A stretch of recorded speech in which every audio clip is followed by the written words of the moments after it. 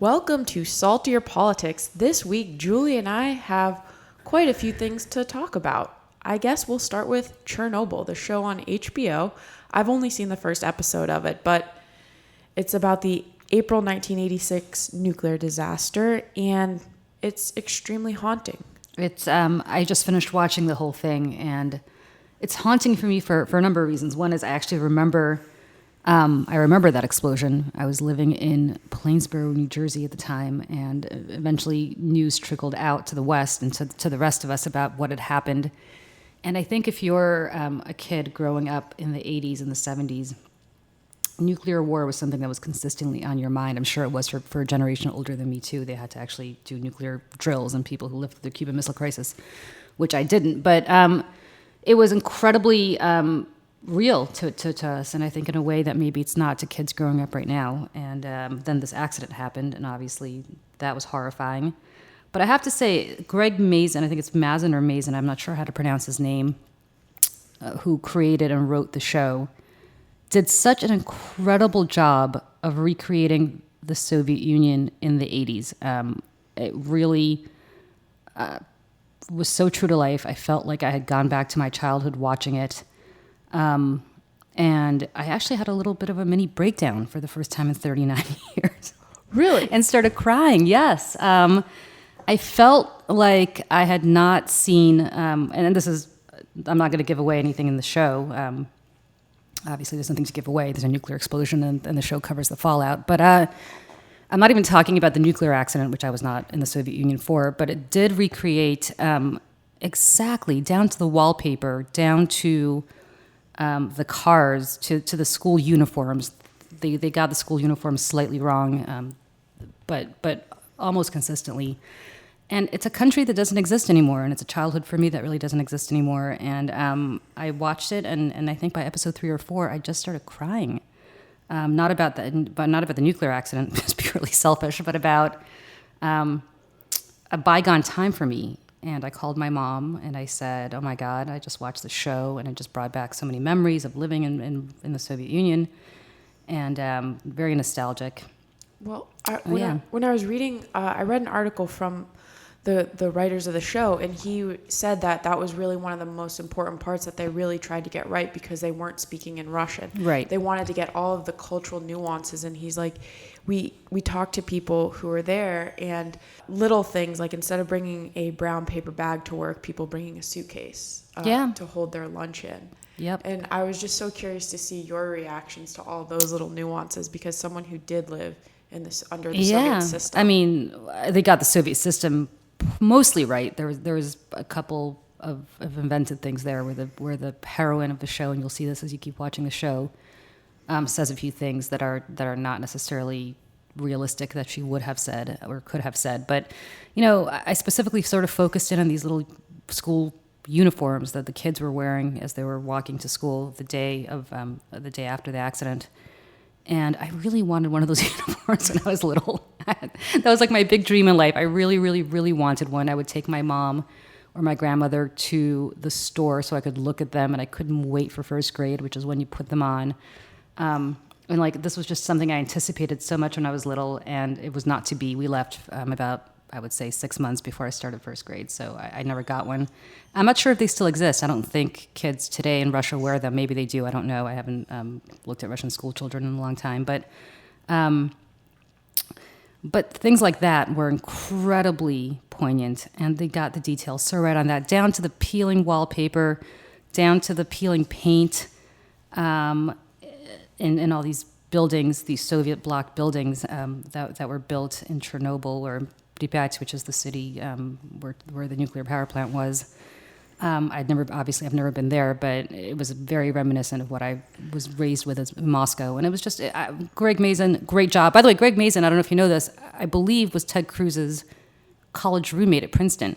Was he the one who talked about? And he had this did not like him. Hated him, and had this incredible Twitter feed during the presidential campaign where all he did was just tell embarrassing Ted Cruz Princeton stories, which was a work of art in and of itself because he was so funny about it. But he was great, and certainly I don't know what the bigger work of art is, that Twitter feed that he did about Cruz or this.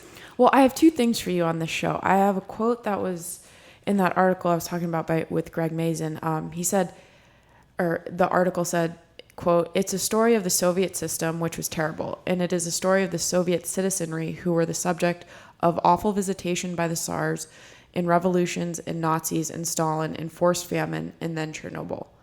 I wanted to get your reaction to that. Absolutely right. There's a scene, and again, I'm not giving much away. It's not really that pivotal, but there's a scene where they have to evacuate the surrounding area, obviously, because of radiation. And they get to this little village, and there's this old babushka, this little old woman, in her headscarf milking a cow. And they said, "You have to leave. You have to leave right now." And she kind of looked at him and she said, "I'm 80-something years old." I forgot how old she was, which means that she was born probably right around 1900. And she said, "I lived through the Russian Revolution. I lived through the Tsars. I lived through the Russian Revolution. I lived through Stalin. I lived through Holodomor, which was for Ukrainians when Stalin literally had a policy of starving the peasantry in Ukraine. And I don't know how many tens of millions of people died because of that policy, which she had lived through. And she said, "I lived through World War I lived through World War II. And you think something that I can't see, something like radiation, which I can't even see, is going to get me? No, I'm not leaving. I'm not going anywhere." Right. And that's right. I mean, the resiliency of the Russian people, I think, is incredible. And their commitment to the greater good that's been ingrained in them, I think, going back to at least World War II, where you have to sacrifice yourself for the greater good, is very poignant and done very well in this movie, in this miniseries, and really explains why these people were so committed to risking their own lives to clean up this nuclear power plant in order to save the rest of the country. And I think that the theme works in with today when you have political agendas paired with a massive amount of misinformation, and how extremely dangerous that can be in the long term effects of that when you're trying to save short-term political face, but the long-term effects are people with cancer. Incredible. I mean, the reason the West found out about this, I believe, and this I don't think was covered in the show, but I recall this, the reason we in the West found out about this in 1986 was because Sweden had detected traces of radiation, and they knew something was wrong. The Soviets never told anybody. And the number of people who died of cancer, not just in the Soviet Union, but in the surrounding areas, I think going all the way up to Scandinavia, somebody said even as far as Scotland, is really unbelievable. And it's all because of disinformation. The Russians didn't want to say anything that was embarrassing to themselves. There really are parallels. I'm not comparing what's going on in this country ever to the Soviet Union, because you obviously can't. But the notion of fake news is not limited just to Donald Trump. Let's put it that way. Absolutely. And well, this kind of gets into fake news because this will be covered very likely in the debate next week. But Julie, you are a pro at debate prep. You have gotten many big names ready for debates. And I wanted to talk to you about what you're expecting out of this Democratic field. You know, it's a talented field. I prepped Cory Booker for both of his Senate races and debates. He'd run for Senate twice, back to back, because he filled a vacancy. And so I did debate prep for him both times. And so I can tell you, generally, what goes into debate prep is incredibly rigorous. The amount of time it takes to prep a candidate for a debate, the amount of time it takes the staff to prep the candidate is incredibly rigorous. And when you're on stage, not just with one other person, but you're on stage with 5 or 6 other people, that becomes incredibly tedious on the one hand. On the other hand, you have to anticipate things that you never anticipated in debate prep. Typically, when you think of debate prep, you think your candidate did a good job when every eventuality that you prepared for took place. Right. So you really have to prepare for anything. Well, in the world of Trump, is that even a possibility? Because I know that. Let's put Trump aside, because once whoever the nominee is gets to debate Trump, that becomes a totally different story. But this is not an unhinged group of people in the sense that they follow basic rules of debating. And so I don't know. I mean, the key to a debate, and the key to a successful debate, and especially if you're somebody like a Cory Booker or others, or Amy Klobuchar, somebody who really needs to use the debates as a springboard to pump more energy into their campaign, if they're not polling all that highly right now, is you need a moment, and you need several moments. And forget not having a meltdown like Marco Rubio did last time, which of course you have to avoid at all costs. But you also need a moment. You need to stick the landing on all your answers, and make sure that whatever the moment is, it becomes viral, so that people listen to you and they say, "Oh my God, Emily, this is." I never considered Emily before. I never thought that Emily was the person for me. But after she did this incredible job at the debates, she's really broken through. And it's an opportunity for some of these people to really break through. It's an opportunity for some of them to take down the frontrunners too. I mean, look, right now you have this situation where Biden's ahead, then Bernie and Elizabeth Warren are clustered together with Elizabeth Warren surging. This is a snapshot in time, so who knows? But Kamala Harris sort of there, and Buttigieg, and other people are a little further afield. And for those people who are further afield, this is the opportunity. I think this may be the fastest and most cost-effective opportunity to really break through.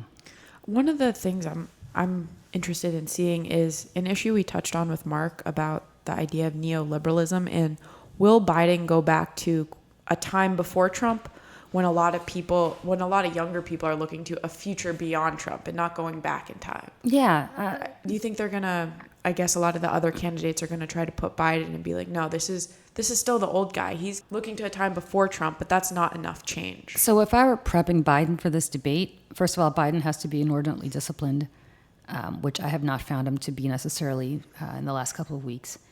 But secondly, if you're prepping Biden for the debate, you have got to make Joe Biden look like the candidate of the future and not just the candidate of the past.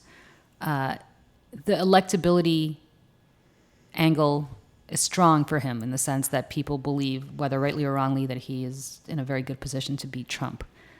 He's got to take advantage of that, but in addition to that, he's also got to use that as a springboard to explain why he has a vision for the nation. What we saw with Hillary Clinton is that people didn't think she was part of the future, that people were a little tired of the Clintons. And there is something to be said about the fact that Joe Biden, who, by the way, I love, but Joe Biden has been around, I think, since I was a year old, if I'm not mistaken. He went to the Senate. I think he's been around for 45 years in Washington. And so you've got to give people a reason if you're Joe Biden, you've got to give them a reason to think that you actually have something to say other than how good the good old days were. Because let me be honest with you, the good old days were not that good. Right. They weren't. I mean, this whole kumbaya, Republicans and Democrats all got together, we worked on stuff. Yeah, him working with segregationists thing is not going to work. I mean, those first of all, some of us are old enough to remember the 80s when this hagiography of, when Tip O'Neill and Ronald Reagan would get together and they go out, they'd fight all day long, they'd go out for dinner at night. By the way, if you're a Democrat, you think the Reagan era sucked. Right. It only looks good in comparison to what we have now, but in reality, it wasn't that great. And I know that's a lot of heresy for Republicans to hear, but if you're a Democrat and a primary Democratic voter, you don't look back on Reagan with fondness and nostalgia and for that era. You don't pine for those days. You pine for the days, I don't know which days you pine for. I mean, it was never that great. And so you've got to make it clear, if you're Biden, that you're not pining for those good old days of bipartisanship, because I don't know what he's talking about. He came in during Watergate or shortly after Watergate. He was there through all the 80s. That stunk. And then we get to the 90s, which, remember our Steve Kornacki podcast, which I think is so apt, where he said that the 90s were the predicate to what's going on now. The 90s weren't that great because everybody was trying to kill each other with Clinton and Newt Gingrich. And then we get to the Bush administration. That wasn't that great. So what was great? I mean, what exactly, if you're a primary Democrat, what exactly are you pining for the Biden years? I mean, Obama, the 8 years of Obama? Even just look at how fraught that was with the racial tensions. It's not going back to that. We can't go back to...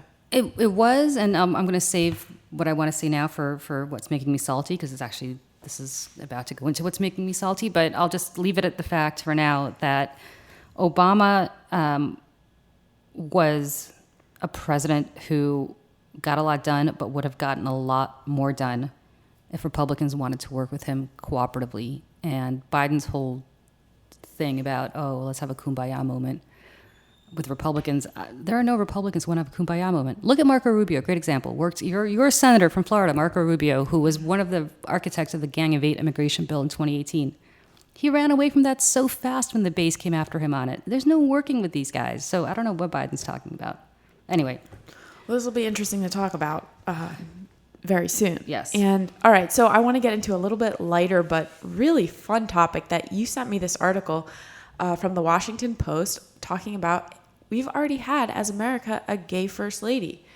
And I loved this article. So Rose Cleveland was Grover Cleveland's sister. And the rule was for unmarried or widowed presidents, and Grover Cleveland was a bachelor, and it called for the female relative to fill in the role of first lady, and his sister Rose stepped in. And she had a lover who was a woman, and she seemed pretty accepted Rose by her family, which was really interesting. Yeah, it was Happy Pride, everybody, by the way. Yeah. We're almost done with June, but still, I thought in honor of Pride, this was a good thing to talk about as well. It's a great story. I really recommend people read it, and I posted it on Twitter, and I'm happy to repost it again. But these two women were really sounds like they were madly in love, and they were living at a time, late 19th, early 20th century, when obviously this was frowned upon. And they essentially spent the last decades of their life in Europe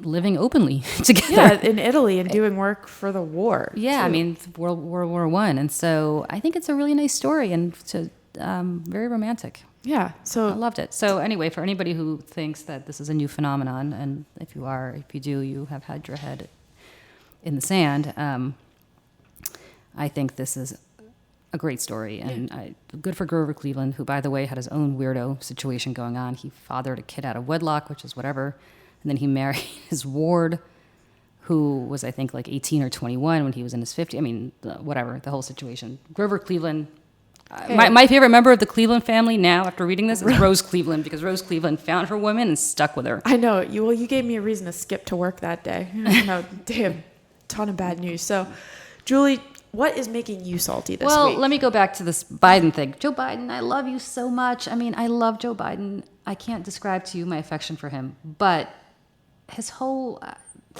apparently, there's this report where Joe Biden tells his staff to go back to the drawing board on immigration and come up with a comprehensive immigration plan that Republicans can support. Oh. Mr. Vice President, come on. That immigration plan existed in 2013. You know this because you were the vice president at the time. And you got a bunch of Republicans on board. It passed overwhelmingly in a bipartisan way in the Senate. Lots of Republicans voted for it. Tons. And then sure enough, the base said, oh, no, this can't be. And John Boehner killed it in the House. So this whole pipe dream, I don't want to sound cynical, but it's like Joe Biden wasn't around Washington for the last 20 years. Well, where's he been since Bill Clinton? I mean, it has been this way always. George Bush, if you remember, tried comprehensive immigration reform. His own party killed it. There is nothing the Republican Party will support with respect to immigration reform. And let me just say, the reason we haven't had it under this president is because he'd rather demagogue the issue to death than actually do something about it. So I wish Joe Biden would just stop. I wish he would just stop with this whole... let me dispense with the primary, get to the general, because Republicans will suddenly fall in love with me because I can persuade them. I'm sorry, he was the vice president for 8 years. In some ways, he was Barack Obama's point man on the Hill, and he couldn't persuade them to do squat. So let's stop patronizing ourselves here. Let's stop fooling or deluding ourselves. I love that Joe Biden seems to be so optimistic about bipartisanship. I think that ship has sailed. It sailed, especially went real far into the distance with Merrick Garland. He did a really good job working on the other side of the aisle for that one. I mean, for all of it, it's like, listen, the Republican Party has been hijacked. And I bet you George Bush would agree with me on this. Hijacked by the most extremist wing of the party. And ultimately, there's no way on God's earth that they will agree to any kind of comprehensive immigration reform plan. They are locking children up in cages and denying them soap and beds right now. Julie, that gets right into what I'm salty about. The outrage over Alexandria Ocasio-Cortez's concentration camp comments. They've been getting slammed. And pretty much, as you said, there are unspeakable atrocities that are being committed in these detention facilities at the border. there was an article on Vox by Anna Lynn Guzik that really encapsulated why I thought the outrage was completely disregarding history. She says, applying the term concentration camp to the indefinite detention without trial of thousands of civilians in inhumane conditions, under armed guard and without adequate provisions or medical care is not just appropriate, it's necessary. Invoking the word does not demean the memory of the Holocaust. Instead, the lessons of the Holocaust will be lost if we refuse to engage with them. I could not agree more. I'm so ticked off about this whole. First of all right, I'm Jewish, and more than that, I'm an Eastern European Jew, and the Holocaust was something that was very prevalent in my childhood growing up, and I saw many, many, many people with tattoos on their forearms, and so I don't come at this lightly, and I certainly, I've been to Auschwitz, I've seen all the horrors. I don't really need to establish my bona fides on this issue, except to say this. There's a difference between a concentration camp and a death camp. And what is going on here is, there's no question about it, it's a concentration camp. And she's right. Now, she should have put the hashtag never again or whatever she said about it. Never again applies to the Holocaust, fine. But she's absolutely right about the use of concentration camps. It is a concentration camp. You have children who are being denied adequate care. You have the Trump administration in court this week saying that they're supposed to provide a safe and secure environment for children. And the judge said, wait a second, they don't have beds to sleep in. They can't get adequate sleep. Is that providing them with a safe and secure environment? You're not giving them soap, basic sanitary conditions. You have a baby who's 4 months old who was ripped from his parents' arms and is now 18 months old and still hasn't said a word or cannot speak, ostensibly because of trauma. All he wants to do is be held. I had dinner with somebody last night, and we were talking about this, a couple of us, and I said, you know, when this all first began, and they started bringing people to the Bronx, some of these children. Yep. I really wanted to take my son, and I really wanted to go and just have him play with these kids, because I thought they would have had somebody to play with who, you know, children be around other children. And obviously we were not allowed in, and there's nothing we could do to make that happen. But isn't that awful that you're denying these children basic comfort and basic needs? For what? Because their parents are somebody that you want to punish? I mean, these are children. 4-month-old baby? I mean, it's just, I can't believe the country we're living in. Concentration camp is absolutely what this is. And history will look back on us and judge us so incredibly harshly for this, and they will be right to. This is, in some ways, we inter the Japanese during the war. Right. But at least those families, I don't think, were broken apart. I'm not sure. This is, I don't know what's going on. This is just beyond appalling. I know, and people should, it should bring attention to the issue and how horrific it is. And I hope it stops very soon. I don't think it's going to stop very soon. I think the wheels of justice are very slow, and this administration has no incentive to stop separating families. And we've moved on as a society, I feel like we're not doing what, I mean, remember when people almost shut down the airport when he wanted to enact the Muslim ban? Right. Whatever happened to that outrage? I think we have become desensitized. He has made us desensitized. This is how societies slide into bad places, and this is how democracy dies.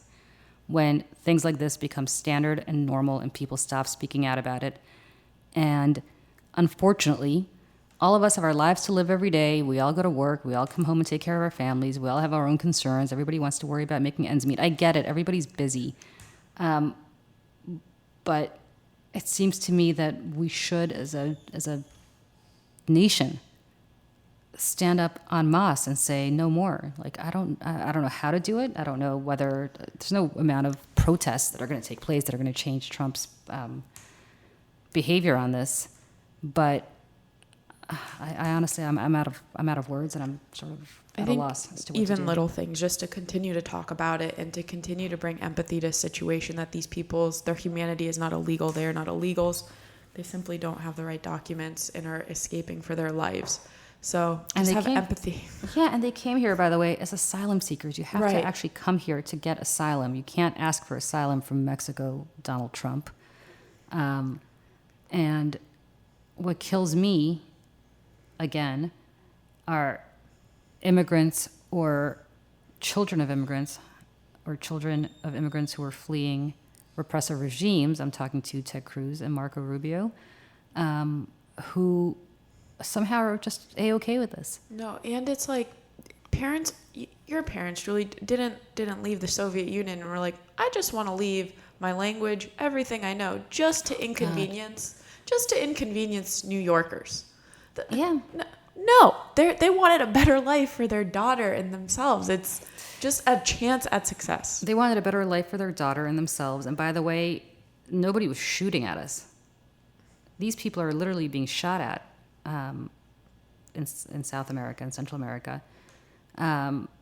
They're fleeing for their lives with their children and leaving behind generations of what they've known, not because they're trying to overwhelm us with some immigrant horde, but because they want the same thing for their kids that we all want for our kids, which is for them to be safe and secure. And instead, what do? We rip them away from their kids. We stick their kids in open-air concentration camps without soap, without beds, without adequate nutrition, without adequate, forget education, forget teaching them anything. Listen, I had a 4-month-old at one point. You take a 4-month-old and you basically leave him alone without any family, without anybody looking out for him. You have damaged that kid for the rest of his life. Right. I don't care what happens to him now. He's 18 months. He has lost effectively a year of his life, the first year of his life. And I don't know what happens to him now, but there have been study after study of children who've essentially been abandoned by their parents and how that affects their intelligence, how that affects their development, how that affects their emotional stability. And this is on us. We are doing this to that child, and that's disgusting and it's disgraceful. And I am embarrassed that this is our government doing this. I can't believe it. All right, everybody, stay salty. On that note, have a good weekend, everybody. By the way, happy summer. It's finally summer. Happy summer solstice. Right. All righty.